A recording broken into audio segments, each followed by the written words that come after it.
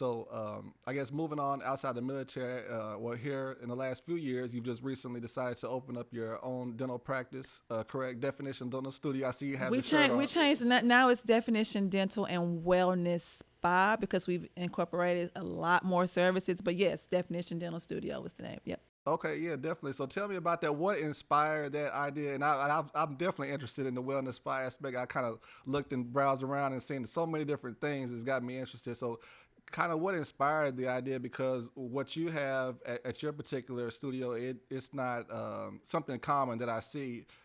Just that I've seen or even experienced just from my own places that I visited myself. So, tell me a little bit about what is kind of inspired you. Just want to get your own practice, and then I guess we'll start there. Well, it was always my goal to have my own practice. Remember, I was telling you from the beginning, that's what drew me to dentistry was that my mentor, she had her own practice, she had her family. So I always knew that I'm bossy by nature anyway. So it's hard for me for someone else to kind of tell me how to do things when I know I want to do things the way I want to do it. So you can't do that when you're working in somebody else's practice or when you're in the military or, if you're in community health dentistry, you can't do that. So that was one thing. And secondly, my practice has allowed me to merge two things that I'm very, very, very passionate about. First of all, is dental health and also wellness and just being confident. Like I love just, there's been patients that I've seen, like I've had patients who have been addicted to meth and then they're, recovering. And so the effects that meth had on their teeth and then we fix their teeth and then their life just changes. Like I love that. I love giving somebody their confidence back. So that's why I merged health and wellness into my practice. I love things that makes people feel confident and feel pretty. My nickname is Dr. Mrs. Pretty. So that's how we incorporated the Botox and the fillers and the veneers and different things like and body contouring to make people feel confident about themselves. I love that. I'm not just a dentist. I'm Tiffany. I'm mom. I'm wife. I'm sister. I'm friend. I'm more than just a dentist. And I wanted my practice to incorporate all of that.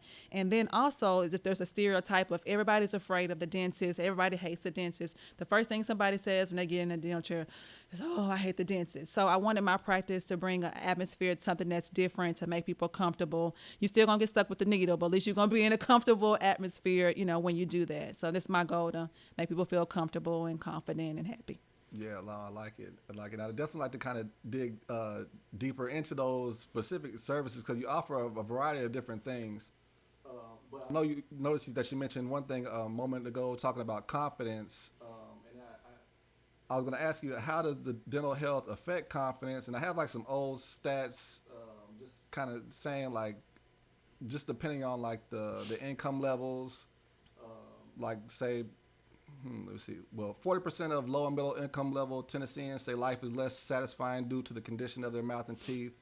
And in Tennessee, 45% of that population reports that they have avoided smiling at some point during the last year due to that condition. And you just kind of mentioned earlier in regards to being a military deployable for at least they had to be at least ready for at least a year in regards to that. So can you kind of talk about, I guess, maybe from what you've noticed, like you just kind of mentioned like the recovering addict that you kind of help recover their smile, like. What do you notice? Like, how does that affect, like, just people's confidence in general? Like, what do you see? And, like tell me a little bit more about it. Kind of explain to me, I guess. So, well, if you go in for a job interview, if you're going in for a job interview and you open your mouth and on paper, you may look great. You open your mouth and if you're missing several teeth or if you've got, decayed teeth in the front or smelling breath, you are less likely to get that job. No, they want to hire somebody who, represents their company well, who represents their brand well. So a smile is that.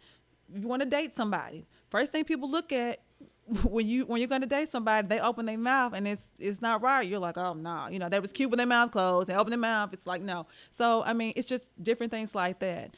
Also, dentistry is, a lot of people looks at dentistry as like a commodity type of thing because everybody can't afford dentistry or the type of smile that they want to have.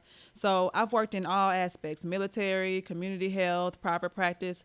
So I got a lot of fulfillment from community health because you were able to help people who may not have had the ability to go to a private practice and pay to get certain type of things done. So community health helps people who, don't have those, type of needs to get things done. So it's about confidence, because if you don't have the confidence, you can't secure the job, you can't get the girl, you can't get the guy, your self-esteem is lowered. You're hiding your smile, you're a little bit standoffish if your smile is, if you're not confident in your smile. So Yeah, definitely. And that was one of the kind of the facts that I found as well. That studies show that most employers make instant judgments based upon appearances, including one's smile and teeth.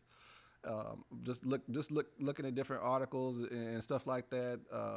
This was like from the Department of Tennessee Health, Tennessee Department of Health, looking at like their oral plan, and they're kind of seeing some things stating by the age of 34, more than 80% of people had at least one cavity. More than 40% of adults have felt pain in their mouth in the last year. On average, the nation spends more than $113 billion on costs related to dental care, and $6 billion dollars of productivity is lost each year because people miss work to get dental care. I guess so. Some people, I guess, what I'm kind of at a loss here, just kind of seeing, because I know I guess depending on the income level, people go to the dentist more or not. And then you were kind of speaking on community health. Like, what kind of ways do you all kind of promote, or do you see that's been promoted, I guess, into the lower income levels? Because I just remember, from what I've seen, a lot of the lower income levels have like the issues with the dental and stuff like that.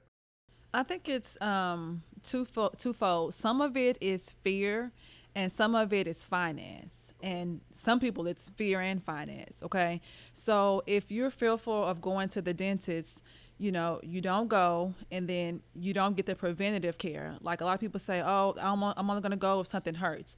Well, that if you go when something hurts, that gets more costly. Then you get there, you don't have the money to do that, and then the tooth gets worse, more pain, more anxiety. It's just a snowball type of effect. So I think if we change the mindset of dentistry to where we're trying to be preventative in nature, I think it'll, help everything from a whole, because it's easier to treat something preventively than it is, once things gets bad. So a lot of, Medicaid and things like that, or dental insurance in general, they cover preventative care because it's cheaper to be preventive than it is to be reactive.